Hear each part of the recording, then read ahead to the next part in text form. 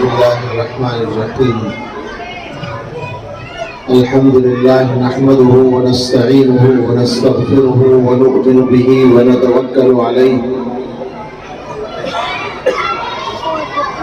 ونعوذ بالله من شرور أنفسنا ومن سيئات أعمالنا من يهده الله فلا مضل له ومن يضلله فلا هادي له ونشهد أن لا إله إلا الله وحده لا شريك له ونشهد أن سيدنا ونبينا ومولانا محمدا عبده ورسوله صلى الله تعالى عليه وعلى آله وأصحابه وبارك وسلم تسليما كثيرا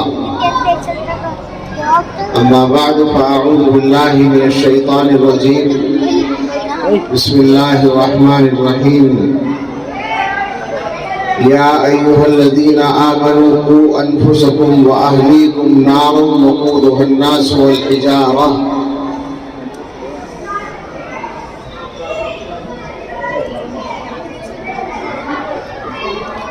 بسم الله الرحمن الرحيم إنه من يتق ويصبر فإن الله لا يضيع أجر المحسنين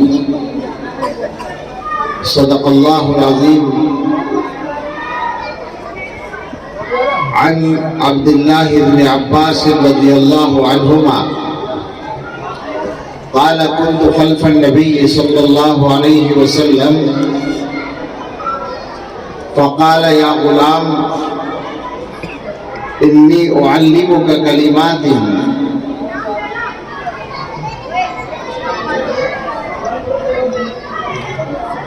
احفظ الله يحفظك احفظ الله تجده تجاهك إذا سألت فاسأل الله وإذا استعنت فاستعن بالله واعلم أن الأمة لم اجتمعت على أن ينفعوك بشيء لم ينفعوك إلا بشيء قد كتبه الله لك وإن اجتمعوا على أن يضروك بشيء لم يضروك إلا بشيء قد كتبه الله عليك رفعت الأقلام وجفت الصحف أو كما قال عليه الصلاة والسلام سبحان ربك رب العزة عما يصفون وسلام على المرسلين والحمد لله رب العالمين اللهم صل على سيدنا محمد وعلى آل سيدنا محمد وبارك وسلم اللهم صل على سيدنا محمد وعلى آل سيدنا محمد وبارك وسلم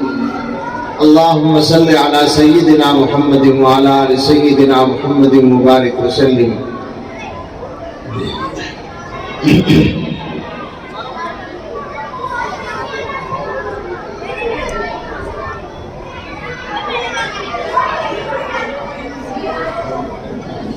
آج کا یہ پروگرام ایک تعلیمی ادارے کا ہے جو قرآن کریم کی تعلیم دینے کا کام کرتا ہے۔ ناظم جلسہ جو بہت شاندار مقرر بھی ہیں جناب مولانا مفتی محمد قاسم صاحب، انہوں نے جلسے کے مقاصد اور مدرسے یا مکتب کی کارگزاری کی طرف بہت اچھے انداز میں توجہ بھی دلائی، مگر جب یہ لوگ ہمارے جوان جب زیادہ شاندار خطیب ہوتے ہیں تو مردوں میں بھی جان ڈالنے کی کوشش کرتے ہیں۔ میرے ساتھ بھی انہوں نے اچھی خاصی زیادتی کر ڈالی، جس کی میں امید نہیں کر رہا تھا۔ میرا خیال یہ تھا کہ کچھ میرا خیال کریں گے، مگر کیا کریں، ٹھیک ہے تھوڑی سی بات کرنی ہے، تقریباً 40 منٹ 45 منٹ کے اندر، اور اس کا بھی شکریہ، اس بات پر بھی شکریہ ادا کرتا ہوں منتظمین کا کہ مجھے پہلے فارغ کرنے کا فیصلہ کر دیا، مجھے آسانی ہو گئی۔ میرے بعد بھی ایک صاحب کا بیان ہوگا اور وہ بہت باصلاحیت عالم ہے، معلومات اور خطاب دونوں اعتبار سے وہ بہترین خطیب اور مقرر بھی ہیں اور بہت اچھے مدرس بھی ہیں۔ امروہہ میں جامع مسجد امروہہ کا جو مشہور ادارہ ہے، قدیم اور بڑا ادارہ، اس کے بہت اچھے استاذ ہیں حضرت مولانا مفتی رفاقت حسین صاحب، آپ ان کا بیان بھی سن کر جائیں۔ میں سوچ رہا تھا کہ کیا بیان کروں، تیاری کر رہا تھا بیٹھا ہوا، ایک چیز کی طرف انہوں نے بھی توجہ دلا دی،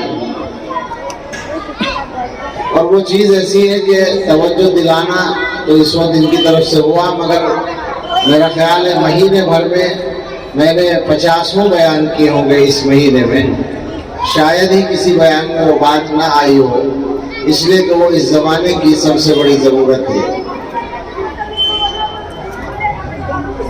اور ایک دو باتیں آج کل کے حالات کے تحت ہیں، حالات سے ہم لوگ کس طرح متاثر ہوتے ہیں یہ ہمیں معلوم ہے۔ حالات جو وقتی حالات ہیں ان سے ہم پریشان بھی ہوتے ہیں، مایوس بھی ہوتے ہیں، اور جو کرنے کے کام ہے وہ کرنے کی طرف ہمارا دھیان نہیں جاتا۔ تو یہ 2-3 باتیں گفتگو میں آئیں گی، بات وہیں سے شروع کریں گے جہاں سے کرنی چاہیے۔ آیت پڑھی ہے اور اس آیت میں اللہ تعالیٰ نے مسلمانوں کو ان کی ایک ڈیوٹی بتائی ہے، ایک ذمہ داری بتائی ہے، اور کہا جا سکتا ہے کہ وہ سب سے بڑی ذمہ داری ہے۔ یوں تو ہر انسان کچھ نہ کچھ ذمہ داریاں پوری کرتا ہے، خاص طور سے اپنی اولاد کے لیے اور گھر والوں کے لیے آدمی اپنی ذمہ داریاں طرح طرح کی پوری کرتا ہے، گھر بار کا بھی انتظام کرتا ہے، کھانے پینے کا بھی نظم کرتا ہے، کپڑے کا بھی کرتا ہے، بچوں کی تعلیم کا بھی کرتا ہے، اور جو بھی ضروریات ہیں گھر میں ان سب کا انتظام ایک آدمی کرتا ہے، اور اس میں مسلمان کے غیر مسلم کی قید نہیں ہے، سب کرتے ہیں۔ مگر مسلمانوں کی اللہ تعالیٰ نے ایک ڈیوٹی مقرر کی ہے، وہ ان کی ساری ذمہ داریوں سے بڑھ کر ہے، اور میرا خیال یہ ہے کہ کسی بھی مسلمان کو اس ڈیوٹی کے ضروری ہونے میں کوئی شک نہیں ہو سکتا، اور وہ اگر اللہ کے الفاظ ہی کا ترجمہ کر دے تو بات سمجھ میں آ جاتی ہے۔ اللہ تعالیٰ فرماتے ہیں اے ایمان والوں، اپنے آپ کو اور اپنے گھر والوں کو اس آگ سے بچاؤ جس کا ایندھن انسان اور پتھر ہے، یعنی جہنم سے بچاؤ۔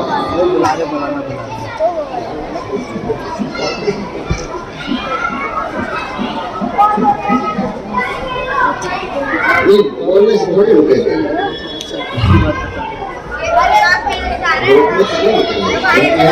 آنے کا موقع لگے گا، جگہ میں سے صحیح نہیں ہے، مسجد میں ہوتا نہیں، یا اور کوئی جگہ تو ہوگا نہیں کچھ۔ جہنم سے بچانا، آپ سوچیں اگر دنیا میں کوئی آدمی یوں کہے کہ دیکھو آپ کے گھر کے پاس آگ آ رہی ہے، جو لوگ بڑی عمر کے ہیں ان کو یاد ہوگا، بلکہ اس زمانے میں بھی کبھی کبھی حادثہ ہوتا ہے، آگ لگ جاتی ہے کہیں، تو آگ لگنے کے بعد جو قریب کے گھر والے ہوتے ہیں وہ سب پریشان ہو جاتے ہیں اور اپنے گھروں کو بچانے کی فکر کرتے ہیں۔ آج کل جو آگ لگتی ہے وہ عام طور سے بجلی سے لگتی ہے۔ ہمارے بچپن میں ہم نے دیکھا آگ چھپروں میں لگتی تھی، اور قریب کے گھر بھی چھپر کے ہوتے تھے، تو جتنا پانی اس گھر پر ڈالا جاتا تھا جہاں آگ لگی ہے، قریب کے گھر والے اپنے چھپروں پر بھی اسی طرح پانی ڈالتے تھے تاکہ بھیگ جائے اور آگ کو نہ پکڑے۔ یہ ہم نے خود دیکھا ہے، ہمارے گھر میں ایک مرتبہ آگ لگی تھی، چھپر تھا سیس پور میں۔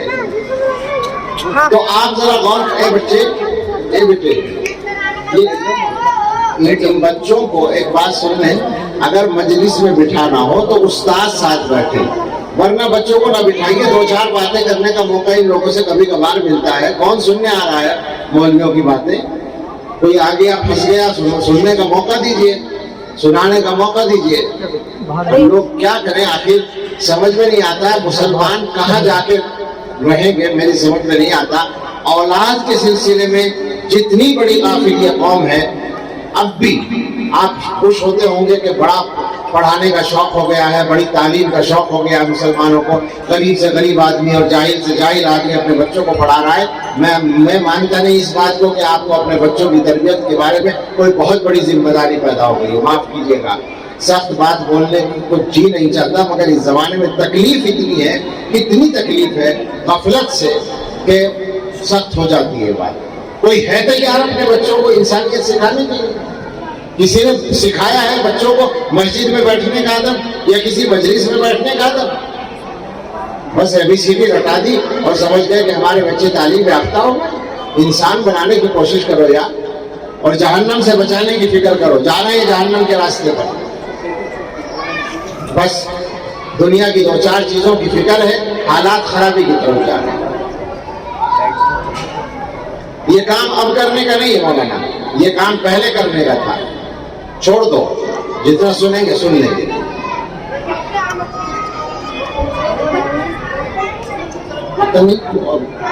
تو اب اگر آپ سے کوئی آدمی کہے کہ پڑوس میں آگ لگ گئی ہے, اپنا گھر بچانے کی فکر کرو, تو بتائیے آپ کیا کریں گے؟ ہاتھ پر ہاتھ رکھ کے بیٹھے رہیں گے؟ ایک دم اٹینشن ہو جائیں گے آپ کے ساتھ, اٹھ کے سارا گھر دوڑ پڑے گا پانی تلاش کرنے کے لیے, یا جو بھی کچھ اس کو بجھانے کے لیے آج کل گیس وغیرہ ہوتی ہے اس کی تلاش کے لیے کھڑے ہو جائیں گے کہ بھئی ہمارے گھر تک آگ نہ آ جائے. لیکن اللہ تعالیٰ نے جس آگ کا ذکر کیا ہے اس کے سامنے یہ آگ کوئی حیثیت نہیں رکھتی. آگ تو بجھ جاتی ہے تھوڑی دیر کے بعد, اور وہ جہنم کی آگ ہمیشہ جلے گی, اور اس میں جلنا دنیا کی آگ سے کہیں زیادہ مصیبت ہوگا. اور آپ سوچیں ذرا کہ جس اولاد کے ایک سوئی لگنے سے آپ کو تکلیف ہوتی ہے, اس کا جہنم میں جلنا آپ کو اچھا لگے گا؟ اس کے لیے تیار ہے؟ یہ ہے وہ آگ جس کے بارے میں اللہ تعالیٰ ڈیوٹی بتا رہے ہیں کہ بچاؤ اس آگ سے اپنے آپ کو اور اپنے بچوں کو, اپنے گھر والوں کو بچاؤ. ہم آپ سے پوچھتے ہیں, یہاں تو تھوڑے سے لوگ بیٹھے ہیں لیکن بات جہاں بھی پہنچے, کتنے مسلمان ہیں جن کو اپنے بچوں کو اس آگ سے بچانے کی سنجیدگی کے ساتھ فکر ہے؟ ہمارا حال تو یہ بنا ہوا ہے, ہماری باتیں ضروری نہیں کہ آپ کو اچھی لگے, ہمیں یقین ہے اس بات کا کہ بہت سے لوگوں کو اچھی نہیں لگے گی, مگر ہم نے اللہ کے بھروسے پر یہ بات کہتے ہیں. بہت چھوٹے آدمی ہیں مگر اللہ سے ڈر کر کہتے ہیں, ہم نے طے کر رکھا ہے وہ بات کہیں گے جو اللہ کو اچھی لگے, ضروری نہیں کہ آپ کو اچھی لگے. مزاج یہ بنا ہوا ہے کہ ایک دینی جلسے پہ, میں ان کی بھی گوشمالی کر رہا ہوں, دینی جلسے پہ نظامت کرنے والا آدمی مجبور ہے کہ آپ سے قرآن پڑھانے کی بات کہے تو ساتھ میں انگریزی پڑھانے کا پیون جوڑے. اس میں کیا بات کرتے ہو یہ کہ بہترین عصری تعلیم کے ساتھ قرآن کی تعلیم ضرور دلائیں؟ ارے بھائی عصری تعلیم تو وہ دلا ہی رہے ہیں پہلے سے. کون جس کو توفیق ہے کون کوتاہی کر رہا ہے؟ یہ جو قرآن پڑھے بغیر مر رہے ہیں ان کی فکر کرو نا. ہم بچوں کی تعلیم کے لیے خود محنت کرتے ہیں, لوگوں کو سمجھاتے ہیں. آپ یہ نہ سمجھیں کہ آپ کے پڑھانے کی مخالفت ہو رہی ہے. پڑھائیے اور 100% پڑھائیے, تھوڑا پڑھا رہے ہیں زیادہ پڑھائیے, مسئلہ یہ نہیں ہے. بات میں مزاج کی کر رہا ہوں. مزاج جو ہے وہ یہ ہے کہ اصل وہ تعلیم ہے, تو ہمارا مفتی مجبور ہے آپ کے کانوں, غلطی ان کی نہیں ہے, آپ کے کانوں میں بات اس طرح پہنچائے کہ آپ سننے کے لیے تیار ہو جائیں. اگر وہ بیچارہ یوں کہے گا کہ ہر بچے کو قرآن پڑھائیے تو آپ کی طرف سے الزام لگ جائے گا کہ یہ دقیانوسی مولوی پرانی باتیں کرتے ہیں, تو وہ مجبور ہے آپ کو ہضم کرانے کے لیے. وہی معاف کیجیے گا, میں شاہین باپ کو اپنے گھر کی طرح سمجھ کے بات کر رہا ہوں, اور بہت سارے میرے پرانے تعلق والے اس لیے ایسی بات کر رہا ہوں. آپ کو ہضم کرانے کے لیے, آپ کے کانوں میں اتارنے کے لیے مجبور ہے وہ یہ کہنے پر کہ عصری تعلیم کے ساتھ قرآن ضرور پڑھا لیں. عصری تعلیم کے ساتھ قرآن کیوں پڑھا لیں؟ جہنم سے بچانے کے لیے قرآن پڑھا لیں. عصری تعلیم جس کو کہتے ہیں, انگریزی تعلیم یا اسکول کالج یونیورسٹی کی تعلیم, ضرور پڑھائیں. میں 100 دفعہ کہتا ہوں پڑھائیں. میں جگہ جگہ یہ کہتا ہوں اسکول کھولیں, لڑکوں کے لڑکیوں کے. مگر میں آپ سے ایک بات کہتا ہوں اور پوچھتا ہوں آپ سے, اگر کوئی آدمی اسکول کالج میں نہ پڑھے تو کیا ہوگا؟ میرا یہ سوال ہے, اسی پہ کرتے ہیں آج بات. ایک آدمی نے نہ اسکول پڑھا نہ کالج, کچھ نہیں پڑھا, کیا ہوگا؟ مر جائے گا وہ, بھوکا رہے گا وہ؟ مجھے بتائیں. بھوکا رہے گا، مر جائے گا. میں نے تو دیکھا ہے اور یقیناً آپ نے بھی دیکھا ہوگا کہ پی ایچ ڈی کیا ہوا آدمی یا سی اے اور فلاں ایم بی اے اور بی بی اے اور کیا کیا ڈگریاں لیے ہوئے بیٹھا آدمی انگوٹھا ٹیک آدمی کا ملازم ہوتا ہے. آپ نے خود دیکھا ہوگا کہ وہ اپنے باس کو چیک بنا کر دے رہا ہے یا بل بنا کر دے رہا ہے اور باس صاحب دستخط کرنا نہیں جانتے، انگوٹھا لگا رہے ہیں. روٹی کس کو زیادہ مل رہی ہے؟ اس ان پڑھ کو جس نے اسکول کا منہ نہیں دیکھا. کس چکر میں ہے، کس دھوکے میں پڑے ہوئے ہیں؟ آپ مجھے بتائیں انگریزی کہاں کے لیے پڑھائی جاتی ہے؟ روزگار ہی کے لیے تو پڑھائی جاتی ہے اور کہاں کے لیے؟ لیکن اس کے بغیر بھی روزگار مل جاتا ہے. صرف اتنا سا فائدہ ہوتا ہے کہ ان پڑھ آدمی کو اکثر عزت کے ساتھ نہیں ملتی اور زیادہ محنت کرنی پڑتی ہے.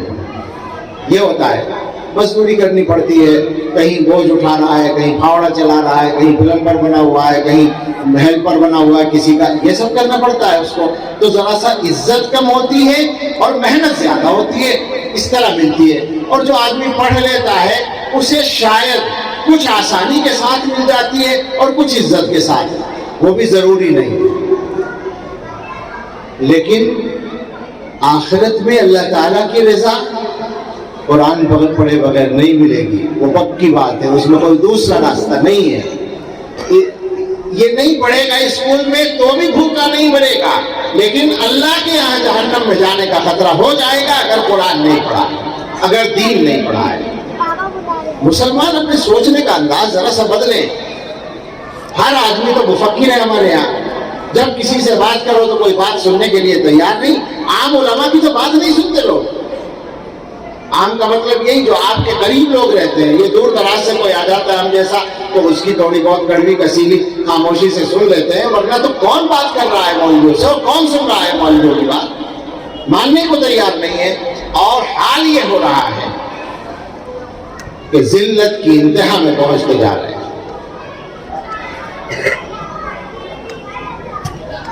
ہم اچھے سے کپڑے پہن کر خوش ہو جاتے ہیں، آپس میں ایک دوسرے کی تعریفیں کر کے خوش ہو جاتے ہیں. ہم نے یہ سمجھا ہے کہ یہ سب عزت ہے. ساری دنیا کے مسلمان مل کر دنیا کے کسی بڑے فیصلے میں ایک رائے اپنی منوا سکے، مجھے بتائیں. دنیا کے فیصلوں میں ساری دنیا کے مسلمان مل کر کوئی تبدیلی کرا سکے؟ ہو سکتا ہے اس زمانے میں ایسا؟ اللہ کے رسول صلی اللہ علیہ وسلم نے بتایا تھا کہ تمہاری جو حیثیت ہوگی ایک زمانے میں جب تمہارے دلوں کے اندر کمزوری آ جائے گی، ایمان کی کمزوری آ جائے گی، تم موت سے ڈرنے لگو گے، تو اس زمانے میں تمہاری پوزیشن جو ہوگی وہ ایسی ہوگی جیسے رو کا پانی، سیلاب کا پانی، نالے کا پانی، اس کے اوپر جھاگ اور کوڑا کرکٹ چلتا ہے، بہتا ہے. اس کی کیا حیثیت ہے؟ اللہ کے رسول صلی اللہ علیہ وسلم جو مثال دیتے ہیں وہ بڑی گہری ہوتی ہے. آپ غور کریں، پانی ادھر جا رہا ہے، کوڑا کرکٹ تنکے اور جھاگ اس کے بجائے ادھر آ جائیں، یہ ہے ان میں طاقت. پانی ادھر بہ رہا ہے، تنکے ادھر بہنا شروع کر دیں، یہ ہو سکتا ہے؟ نہیں ہو سکتا. حضور نے یہی مثال دی ہے ہماری کہ تمہاری حیثیت ایسی ہو جائے گی کہ دنیا حالات کو جس رخ پر بہا کر لے جا رہی ہوگی اس کے الٹا لے جانے کی تمہارے اندر ہمت نہیں ہوگی. یعنی دنیا غلط راستے پر لے جا رہی ہوگی حالات کو، تم واپس صحیح راستے پر لانا چاہو تو لا نہیں سکو گے، تمہاری یہ پوزیشن ہی نہیں ہوگی. غصاء کا غصاء السیل، اس کے اوپر بہنے والے تنکوں کی طرح اور جھاگ کی طرح تمہاری حیثیت ہو جائے گی. کوئی حیثیت ہماری ہو رہی ہے اس وقت میں. اور پھر آگے ہمارا یہ حال ہے، معاف فرمائیں، کہ جب کوئی بات پیش آ جاتی ہے تو ہم غور کرنا شروع کرتے ہیں کہ ایسا کیوں ہوا. یہ ہمارا حال ہے. جب غور کرنے کا وقت ہوتا ہے تو ہم لڑتے رہتے ہیں آپس میں، اور ہر ایک دوسرے کو نصیحت کرتا ہے، اپنے بارے میں غور کرنے کے لیے کوئی تیار نہیں ہے. تو ایک موضوع تو یہ تھا جو ذرا دوسرے انداز سے پیش ہوا، لیکن آپ غور کریں کہ حالات بڑے سنگین ہیں، حالات کا مطلب یہ نہیں ہے کہ یوپی میں فلاں کی حکومت آ گئی اور اتراکھنڈ میں فلاں کی آ گئی. یہ حالات میں مراد نہیں لے رہا ہوں.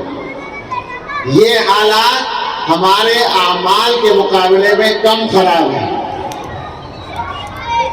بلکہ مجھے تو اب ایک دوسرا رخ نظر آ رہا ہے. بہت کھول کے میں نہیں کہوں گا، لیکن ہندوستان میں ایک رجحان بنتا نظر آ رہا ہے. میں نے لوگوں سے باتیں کی ہیں اس موضوع پر. ہماری دنیا کی ضرورتیں، کاروبار کے معاملات اور جان کی حفاظت وغیرہ کے معاملات اور زیادہ تر کاروبار کے، ان میں کچھ آسانیاں دی جائیں گی اور نظام کو کچھ بظاہر بہتر بنایا جائے گا، اور دین و مذہب کے سلسلے میں جو اپنے ان کے ارادے ہیں وہ پورے کرنے کی کوشش کی جائے گی، اور مسلمانوں کو تسلی دے دی جائے گی کہ تمہاری تو جان مال محفوظ ہے، اور مسلمان اس پر راضی ہو جائے گا، اس لیے کہ مسلمان کے ایمان میں دم نہیں ہے. وہ دنیا کی ضرورت پوری ہونے پر خوش ہو جائے گا کہ ٹھیک ہے ہمارا کام چل رہا ہے. آپ کو معلوم ہے نا یہ بات کہ روٹی مل جائے تو جانور بھی خوش ہو جاتا ہے. میں یہاں تک کہنا نہیں چاہتا تھا مگر کہہ دیا میں نے، تو سب سن لیں آپ اور سمجھ لیں کہ ہم اسی پوزیشن پہ آ رہے ہیں. حالات اس طرح کے حالات یہ ہیں کہ آپ کے بچے اسکول جاتے ہیں. اب تو اسکول سے شروع ہو رہا ہے کام، اور مزید ہونے والا ہے. ایجوکیشن پالیسی جو مقرر ہو چکی ہے، پاس ہو چکی ہے، کابینہ اس کو منظور کر چکی ہے، اور اس کے مطابق قوانین بن رہے ہیں. تمام قوانین بن جائیں گے تو اسکولوں میں وہ مکمل آ جائیں گے. وہ پالیسی ایسی ہے، میں نے اس کو پڑھا ہے تو میں یہ ڈرتا ہوں کہتا ہوا، مگر کہے بغیر بھی ڈر ہی لگتا ہے کہ حالات یہ آ رہے ہیں کہ ہو سکتا ہے آپ کو یہ کرنا پڑے کہ آپ کا بچہ اسکول سے آئے تو آپ اس بچے سے کہیں کہ بیٹا کلمہ پڑھ لو، تم اسکول سے آ رہے ہو، تم اسکول سے آ رہے ہو کلمہ پڑھ لو، ہو سکتا ہے ایمان چلا گیا ہو. اس طرح کے حالات آ چکے ہیں. آ رہے غلط ہے، آ چکے ہیں. جب وہ پالیسی منظور ہو چکی ہے اور کیا ہوگا. یہ تو ہو رہا ہے، اور اس کے علاوہ پہلے سے جو ہو رہا ہے وہ یہ ہے کہ آپ تو اس علاقے میں بیٹھے ہیں جہاں جامعہ ہے، جہاں تعلیمی ادارے ہیں بہت سارے، اور اسی دلی کے اندر اور بہت ساری یونیورسٹیاں ہیں. آپ چلے جائیں ذرا سا کبھی جائزہ لے لیں، جا کر JNU میں چلے جائیں، DU میں چلے جائیں، اور دوسری یونیورسٹیوں میں چلے جائیں، تو آپ کو پتہ چلے گا کہ وہ جو اعلیٰ تعلیم تک آپ کے بچے پہنچ رہے ہیں یا کسی کے بھی، ان میں سے ایک اچھی خاصی تعداد ایتھسٹ ہو کے واپس آ رہی ہے، ملحد ہو کے، خدا اور مذہب کا منکر بن کے. آپ کو واسطہ پڑ رہا ہوگا، اس علاقے میں ایسے لوگ مل جائیں گے آپ کو. یہ ہو رہا ہے، یہ ہو چکا ہے. بہت سے ان میں ایسے ہیں جن کا بیک گراؤنڈ ہندو ہے، عیسائی ہے، لیکن ایک خاصی تعداد جو نہیں ہونی چاہیے ایک بھی، وہ تعداد مسلمانوں کی بھی ہے. مسلمانوں کے بچے بھی باقاعدہ، اور میں ذاتی طور پر جانتا ہوں، میں سنی سنائی نہیں کہہ رہا، مجھے ذاتی طور پر معلوم ہے، بعض دیندار گھرانوں کے بچے بھی ملحد بنے ہیں. اب آپ مجھے بتائیں کہ بچوں کی روزی روٹی سیدھی کرنے کے نام پر آپ نے ان کو ہمیشہ کے لیے جہنم کے اس میں جھونک دیا. آپ راضی ہیں اس صورتحال پر؟ اتنی خطرناک بات ہے، بہت سنگین صورتحال ہے، سنبھالنے کی ضرورت ہے. اور اس کے لیے ضروری ہے یہ غفلت دور کرنا، جس پر مجھے غصہ آ رہا تھا.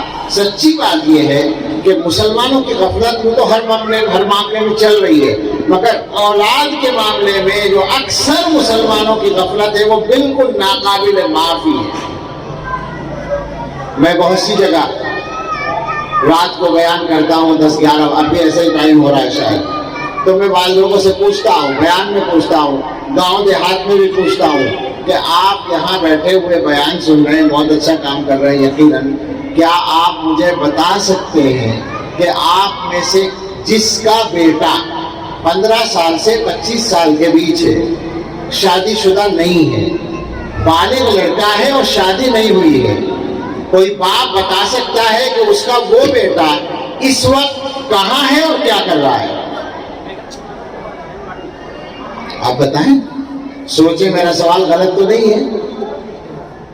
اکثر بات یہ نہیں بتا سکیں گے کہ میرا بیٹا اس وقت کہاں ہے اور کیا کر رہا ہے۔ باپ کو تو اس دن عقل آتی ہے جب بیٹا رات کے 1 بجے یا 2 بجے گھر میں آتا ہے اور ابا سے دروازہ کھولنے کو کہتا ہے، یا ابا پہلے ہی سے جاگ رہے ہوتے ہیں اس کے انتظار میں اور وہ جھومتا ہوا نشے میں آتا ہے، یا اس کے چہرے سے کسی اور گناہ کے آثار نظر آتے ہیں، تو باپ کو عقل آتی ہے کہ بیٹا بگڑ گیا ہے۔ تو بیٹا ایک دن میں نہیں بگڑا ہے، آپ کی غفلت نے بچپن سے اس کو بگاڑا ہے۔ کہاں ہے مسلمان؟ کیا کر رہے ہیں آپ؟ بچوں کے سلسلے میں اس غفلت کی گنجائش کیا ہے؟ آپ مجھے بتائیں۔ بچے بہت سے گھروں کے مسجد میں آتے ہیں، کسی بچے کو آپ نے سکون سے کھڑے ہوئے دیکھا ہے مسجد میں؟ یہ تو ہوتا ہے کہ بچہ جب مسجد میں شور کرتا ہے تو آپ میں سے کئی آدمی اس کو ڈانٹنے کے لیے کھڑے ہو جاتے ہیں، یہ ایک دوسری غلطی ہوتی ہے۔ جیسے یہاں ہو رہا تھا، میں نے منع کیا، بچہ ہے وہ، اس کو سکھایا نہیں گیا تو وہ اپنی حرکتیں کرے گا۔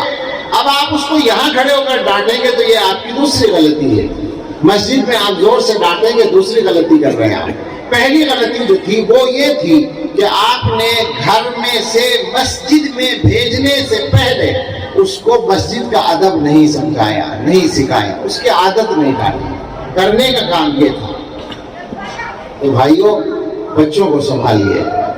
قُوا أَنفُسَكُمْ وَأَهْلِيكُمْ نَارًا وَقُودُهَا النَّاسُ وَالْحِجَارَةُ، بچاؤ، اپنے آپ کو بھی بچاؤ اور اپنے گھر والوں کو بھی بچاؤ جہنم سے۔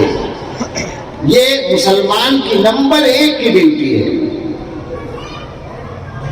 اپنے حصے کے کام جب تک ہم نہیں کریں گے ہمارے حالات ٹھیک نہیں ہو سکتے۔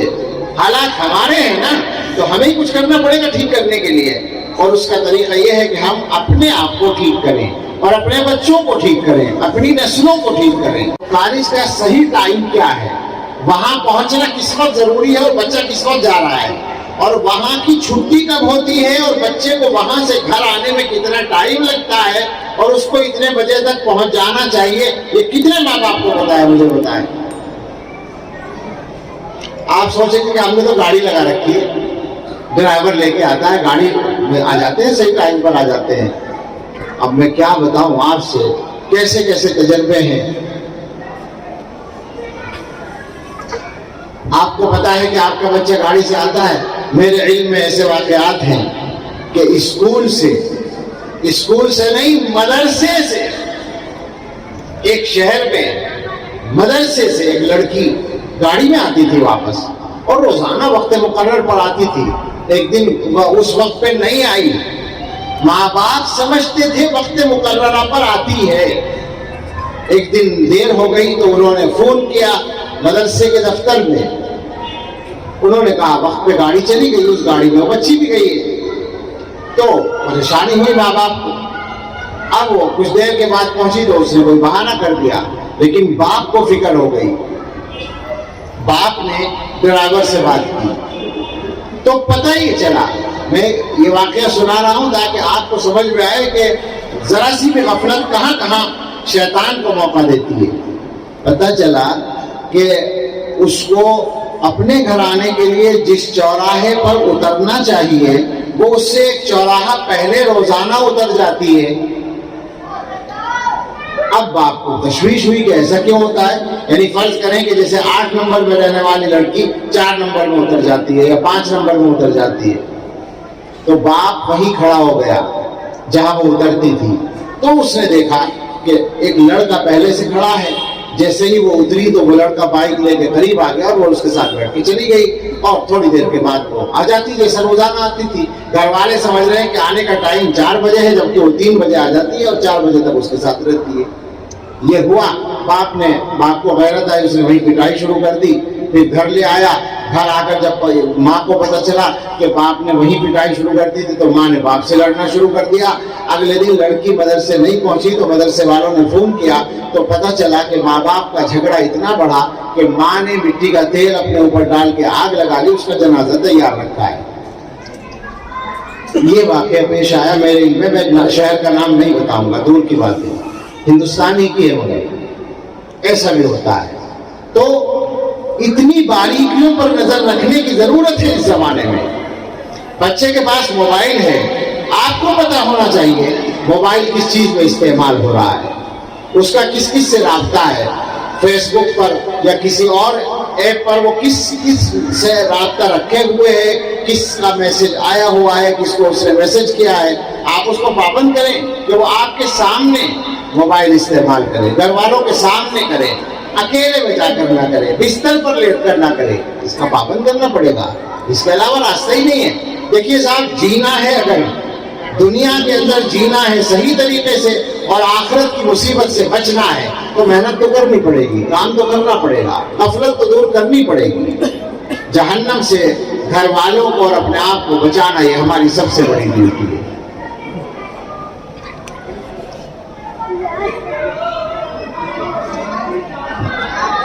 ایک مضمون اور جو میرے ذہن میں تھا وہ بیان کر دوں. اللہ اکبر. عجیب بات ہوئی ہے، کل میں ایک جگہ بیان کر رہا تھا، وہاں بہت سارے لطیفے یاد آ رہے تھے، بڑا سنجیدہ بیان بھی لطیفوں کے ساتھ چل رہا تھا، اور یہاں جو ہے موڈ دوسرا ہو گیا. معاف کیجئے گا مگر مت کیجئے گا، اس لیے کہ میں نے جو کچھ کہا اللہ کے لیے کہا ہے، اللہ کے لیے سمجھ لیجئے گا، دلوں تک پہنچا دیجئے گا اور دوسروں تک پہنچائیے گا. میں نے ایک حدیث پڑھی ہے، حضرت عبداللہ ابن عباس رضی اللہ تعالیٰ عنہما سناتے ہیں، حضور کے چچزاد بھائی ہوں اور چھوٹے سے تھے حضور کی حیات میں، لیکن حضور کے قریب رہتے تھے. بڑا علم اللہ نے ان کو دیا. فرماتے ہیں کہ ایک دن میں حضور صلی اللہ علیہ وسلم کے پیچھے چل رہا تھا، کنت خلف النبی صلی اللہ علیہ وسلم. تو آپ نے فرمایا، او لڑکے یا غلام، ان کو مخاطب کیا آپ نے، او لڑکے اعلمک کلمات، میں تمہیں چند باتیں سکھاتا ہوں. وہ چند باتیں ایسی ہیں کہ ذرا ہمارے ماحول میں ان کی ضرورت ہے، اور ایک کی طرف میں اشارہ بھی کر چکا ہوں، اس کو بیان کروں گا. فرمایا احفظ اللہ یحفظک. پہلی بات فرمائی اللہ کی حفاظت کرو، اللہ تمہاری حفاظت کرے گا. اللہ کی حفاظت کرو، ظاہر ہے اللہ کو ہماری حفاظت کی ضرورت نہیں ہے. اللہ کی حفاظت کا مطلب ہے اللہ تعالیٰ کے احکام کی حفاظت کرو، اللہ تعالیٰ کی حدود کی حفاظت کرو.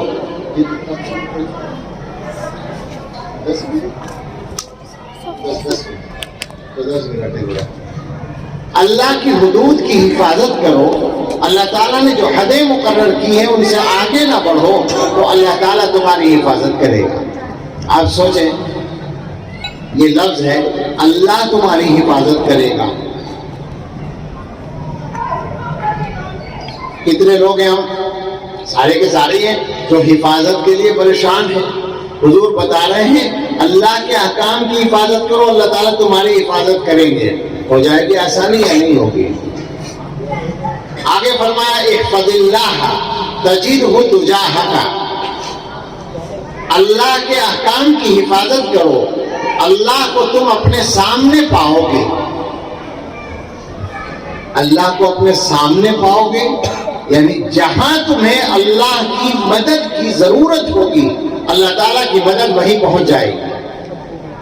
آپ غور کریں کتنا آسان کیا ہے حضور علیہ السلام نے، اور کتنا مسئلہ ہی حل کر دیا ہمارا. ہمیں قدم قدم پر اللہ تعالیٰ کی حدود کی ضرورت، اللہ تعالیٰ کی مدد کی ضرورت ہوتی ہے. تو حضور نے بتایا کہ تم اللہ کے احکام اور اللہ کے حدود کی حفاظت کرو تو اللہ تعالیٰ تمہاری مدد کریں گے اور ہر قدم پر مدد کریں گے. بیٹھ جاؤ، پانی کسی کو چاہیے گا وہ مانگ لے گا، تقسیم کرنے کی ضرورت نہیں ہے. ایک تو ہوتی ہے دعوت، وہاں مہمانوں تک پانی پہنچایا جائے۔ ایک ہوتی ہے اس طرح کی مجلس، وہاں لوگ سننے کے لیے بیٹھے ہیں، دعوت کھانے کے لیے نہیں بیٹھے ہیں۔ پانی اور موسم بھی بہت ابھی گرم نہیں ہے جس میں سب لوگوں کو پانی کی ضرورت ہو، خیال رکھو اس کا۔ تو اللہ کی مدد کی قدم قدم پر ضرورت ہوتی ہے۔ حضور فرما رہے ہیں کہ اللہ کے احکام کی حفاظت کرو، اللہ کو تم اپنے سامنے پاؤ گے۔ آگے فرمایا اذا سألت فاسأل اللہ، جب کچھ مانگنا ہو تو اللہ سے مانگو۔ اب اس ایک جملے پر آپ جتنا چاہے اور کر لیں اور جتنی چاہے بات کر لیں۔ ہم لوگ کیا کر رہے ہیں؟ اللہ کے علاوہ سب سے مانگ رہے ہیں۔ ہمارا جو حال ہے وہ یہ ہے، اللہ ہی سے نہیں مانگتے، باقی سب سے مانگتے ہیں، سب سے مطالبے کرتے ہیں اور کوئی نہیں سنتا۔ اللہ تعالیٰ کے علاوہ جتنے بھی ہیں وہ سب انسان ہیں، اور انسان خود محتاج ہوتا ہے، اس کو یہ پسند نہیں ہوتا کہ آپ اس سے مانگیں۔ انسان مانگنے سے خوش نہیں ہوتا۔ تجربہ کر لیں، اور کر رکھا ہے تجربہ۔ مجھے ایمانداری سے بتائیں کبھی کسی سے قرض مانگا ہو تو نگاہیں نیچی ہوئی یا نہیں ہوئی؟ کوئی انسان خوش نہیں ہوگا مانگنے سے۔ آپ حکومت کے پاس مطالبے لے کر جاتے ہیں تو 70 تعریفیں، جھوٹی تعریفیں اس ذرا سے آدمی کی کرتے ہیں جس کے پاس اتفاق سے کچھ دنوں کے لیے ایک عہدہ ہے، اس کی 70 تعریفیں کر کے ایک چھوٹا سا اس سے مطالبہ کرتے ہیں، اور پھر وہ اگر کر دے وہ کام تو ساری عمر کے لیے آپ کے اوپر احسان رکھا جاتا ہے۔ اور اللہ تعالیٰ سے مانگنے کے کتنے تجربے ہیں، اگر کیے ہیں آپ نے تو ذرا یاد کر لیں، اور جن لوگوں نے کر رکھے ہیں ان سے پوچھ لیں۔ اللہ سے روزانہ مانگتے ہیں اور روزانہ ملتا ہے، اور اللہ اکبر جتنا مانگتے ہیں اللہ سے کیا ہوتا ہے؟ اکبر کا شعر یاد آیا، خدا سے مانگ جو کچھ مانگنا ہو اے اکبر، یہی وہ در ہے جہاں آبرو نہیں جاتی۔ اور ہمارا حال یہ ہے کہ دنیا کے سامنے سر جھکا رہے ہیں، اور پتہ نہیں کس کا شعر ہے، ہر در پہ جو جھک جائے اسے سر نہیں کہتے۔ ہم مسلمانوں کا سر آج کل ایسے ہی بنا ہوا ہے، ہر در پہ جھک رہا ہے، ہر در پہ جو جھک جائے اسے سر نہیں کہتے، اور سر جس پہ نہ جھک جائے اسے در نہیں کہتے۔ وہ در جس پہ سر جھکتا ہے وہ اللہ کا در ہے۔ اذا سألت فاسأل اللہ، جب مانگنا ہو تو اللہ سے مانگو۔ وَإِذَا اسْتَعَنْتَ فَاسْتَعِنْ بِاللَّهِ، اور جب مدد مانگنی ہو تو بھی اللہ ہی سے مدد مانگو، اور کسی سے مدد مت مانگو۔ نہ مزار پر جاؤ، نہ کسی زندہ آدمی کے سامنے ہاتھ پھیلاؤ۔ عجیب بات ہے، زندوں سے تو مدد کم مانگتے ہیں، مردوں سے زیادہ مانگتے ہیں۔ لوگ مزاروں پہ جا جا کے دعائیں کرتے ہیں اور مانگتے ہیں ان سے، کتنی حماقت کی بات ہے، اور اللہ تعالیٰ کی شان میں کتنی بڑی گستاخی کی بات ہے، اور بگاڑ اس حد تک ہے۔ اللہ کرے یہاں نہ ہو، لیکن کہاں نہیں ہے، ہر جگہ ہے۔ مدینہ منورہ میں دیکھا گیا کہ مسجد نبوی میں ایک جوان گھر فون کر رہا ہے اپنی ماں کو کہ ماں میری طبیعت خراب ہے، ذرا بابا کے مزار پہ جا کے دعا کر دو۔ تو جو صاحب سن رہے، سچا واقعہ ہے، جو صاحب سن رہے تھے انہوں نے کہا کہ سارے باباؤں کے بابا حضرت محمد صلی اللہ علیہ وسلم یہاں ہے، تو الو کیسا بیوقوف آدمی ہے کہ وہاں فون کر رہا ہے بابا کے مزار پہ جا کے دعا کرنے کے لیے۔ مگر جب دماغ بگڑ چکا ہوتا ہے تو یہی حال ہوتا ہے۔ یہ مزاروں پر جانے والے طبقے کا یہی حال ہے، مگر جو مزاروں پہ نہیں جاتے وہ نہیں جاتے، لیکن جو ہم دیوبندی کہلاتے ہیں ہم بھی آتے کچھ اسی طرح کے کام کرتے ہیں۔ حضور فرماتے ہیں جب بھی مدد مانگنی ہو تو صرف اللہ سے مانگو۔ اور آگے والی بات تو خاص طور سے عام ہے بالکل ہم لوگوں کے درمیان۔ حضور علیہ السلام نے فرمایا وَعْلَمْ، یاد رکھو، یہ آج کل کے حالات کے تناظر میں بھی آپ سمجھ لیں، ہو رہا ہے نا کہ ایسا ہو گیا ویسا ہو گیا، اس کی حکومت آ گئی، اس کا وہ ہو گیا، اب ہمارا کیا ہوگا۔ عجیب صورتحال ہے، مایوسی ایک دم آتی ہے، گھبراہٹ ایک دم آتی ہے۔ ارے بھائی ہم نے کون سا جرم کیا ہے جو ہم ڈرے خواہ میں؟ اپنے اللہ سے اپنا رشتہ مضبوط کرو۔ انسانوں سے ڈرنے کا مطلب کیا ہے؟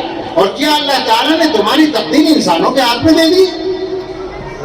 حضور علیہ السلام جو حضرت عبداللہ ابن عباس رضی اللہ عنہما سے فرما رہے ہیں اس کو سمجھیں۔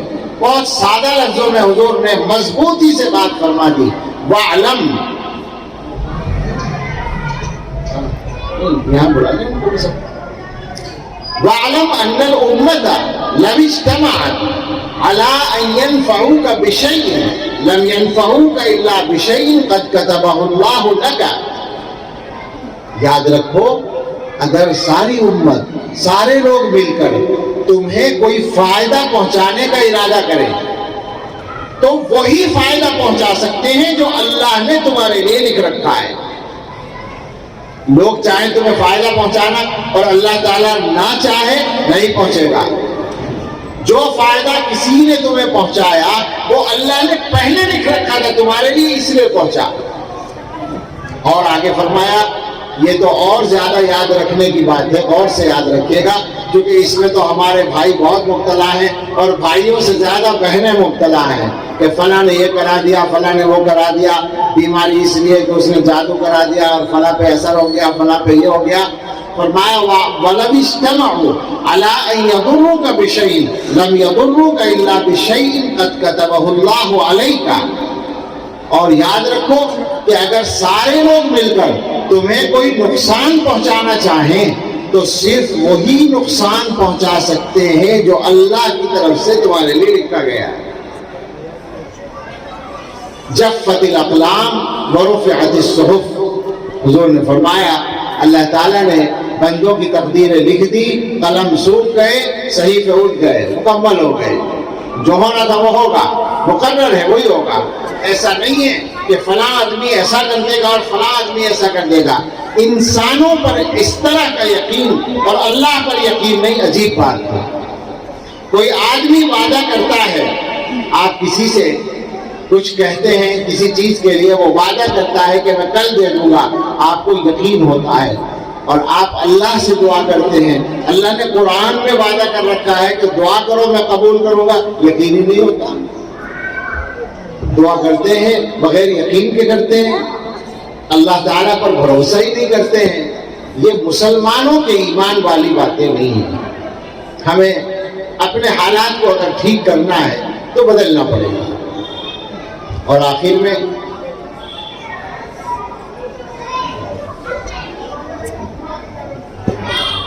میں یہ بات بھی جو شروع ہی سے چل رہی ہے اور انہوں نے بھی اس پر توجہ دلائی تھی، مسئلہ دین سکھانے کا ہے، قرآن سکھانے کا ہے۔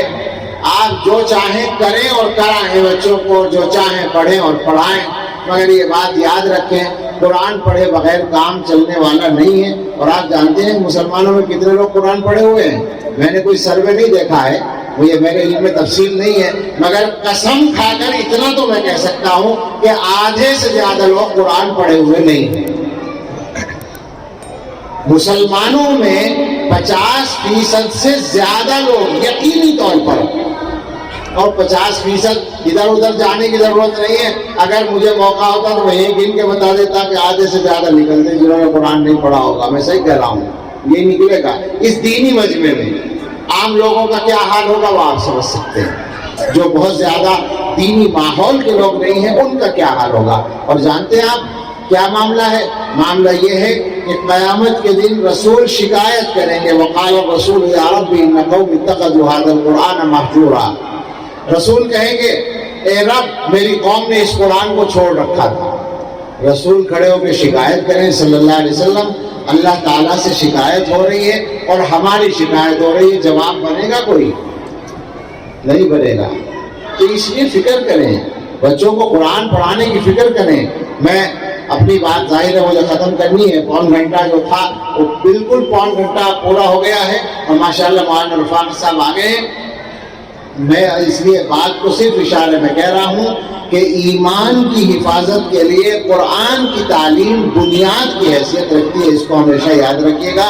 یہ بات قرآن و حدیث سے بھی ثابت ہے اور تاریخ کے تجربوں سے بھی ثابت ہے۔ اس پر خاص دھیان دینے کی ضرورت ہے۔ اور ایسے ادارے، ایسے مدرسے، یہ مکتب بھی اسکول کے بچوں کو پڑھاتا ہے۔ یہ ہمارے زمانے میں ایک یہ انتظام جو چلا ہے، مجھے تو اس پر تعجب ہوتا ہے، لیکن میں جانتا ہوں کہ اللہ تعالیٰ اپنی کتاب کی حفاظت کے لیے طرح طرح کے انتظام کرتے ہیں۔ یہ جو اسکول کے بچوں کو قرآن پڑھانے کا سلسلہ ہے، ان مدرسے والوں کے پاس بچہ 1-1.5 گھنٹے کے لیے آتا ہے اور اسی وقت میں وہ اس کو قرآن پڑھا دیتے ہیں۔ یہ بڑی محنت کی بات ہے اور یہ بہت بڑی کارگزاری ہے، بڑی کامیابی ہے۔ الحمدللہ یہ سلسلہ دنیا کے بڑے حصے میں چل رہا ہے، ہمارے ملک میں اکثر صوبوں میں اس طرح سے کام ہو رہا ہے، لیکن جتنے کام کی ضرورت ہے اتنا نہیں ہو رہا ہے۔